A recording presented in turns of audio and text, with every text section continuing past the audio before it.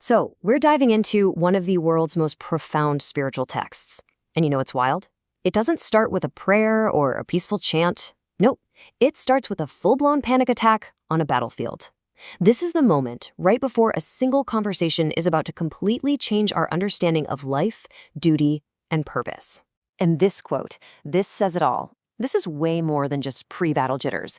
We're talking about a complete physical and mental breakdown.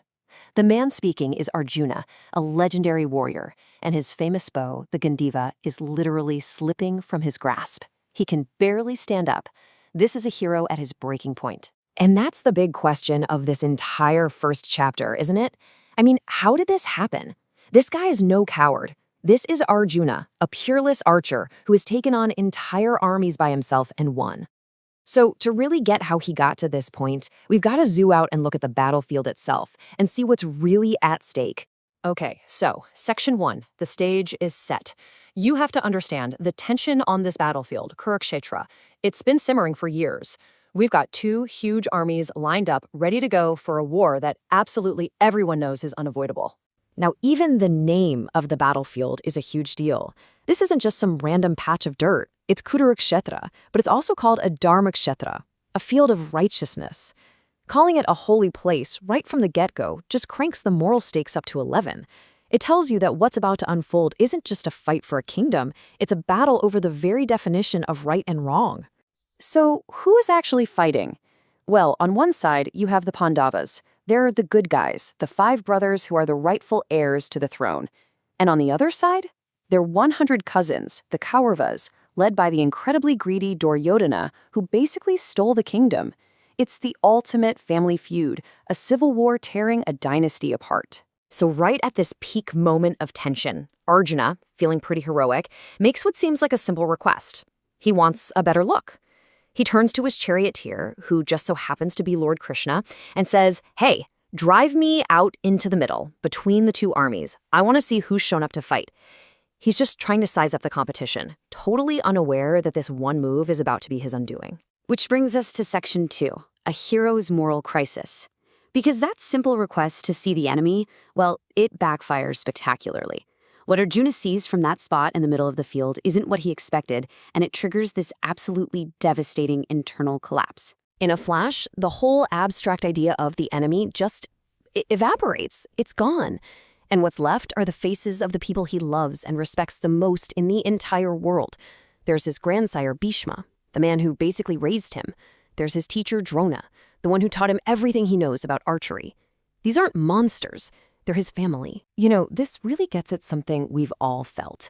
We all have this kind of inner map made up of our beliefs and our values that helps us navigate the world. And for Arjuna, in this moment, that map, his entire moral compass, just completely shatters. The principles that guided his whole life are suddenly at war with each other, and he is left totally and utterly lost. And this right here is the heart of his paralysis.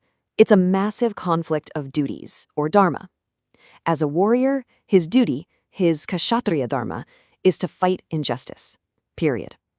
But his kula dharma, his duty to his family, well, that forbids him from killing his own relatives.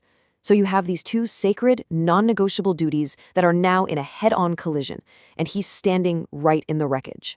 His mind is just racing, He's trying to make sense of it all. And he starts laying out this really powerful case against fighting. And it's not about being afraid for himself, not at all. It's about a deep sense of responsibility. He starts asking, what's the point of winning if everyone I'd share the kingdom with is gone? He's terrified of the sin of killing his own elders, and he's worried that this war is going to destroy the entire fabric of their society for generations to come. And that's it. That's rock bottom. He is just completely overwhelmed by grief and confusion.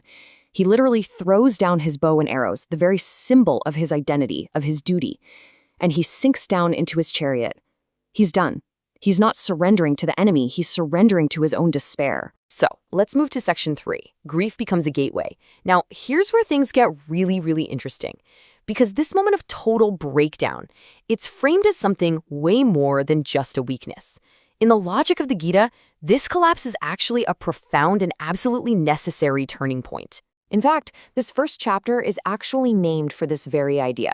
It's called Arjuna Vishad Yoga, the yoga of Arjuna's grief. How incredible is that?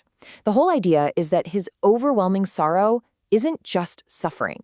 It's a kind of yoga, a spiritual path that's forcing him to connect with these massive questions about life, death, and purpose. And that's really the key takeaway from this whole chapter. His complete and total collapse is the essential first step for everything that's about to happen. By finally admitting, I don't know what to do, he strips away his pride, his warrior ego.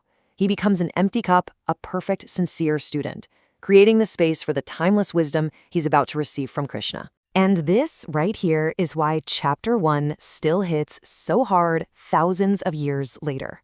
Arjuna's crisis is our crisis. It poses the question that every single one of us has to face at some point. When your own inner map fails you, when the path forward is a total blur, where do you turn for direction? Finding the answer to that question is what the rest of the Gita is all about.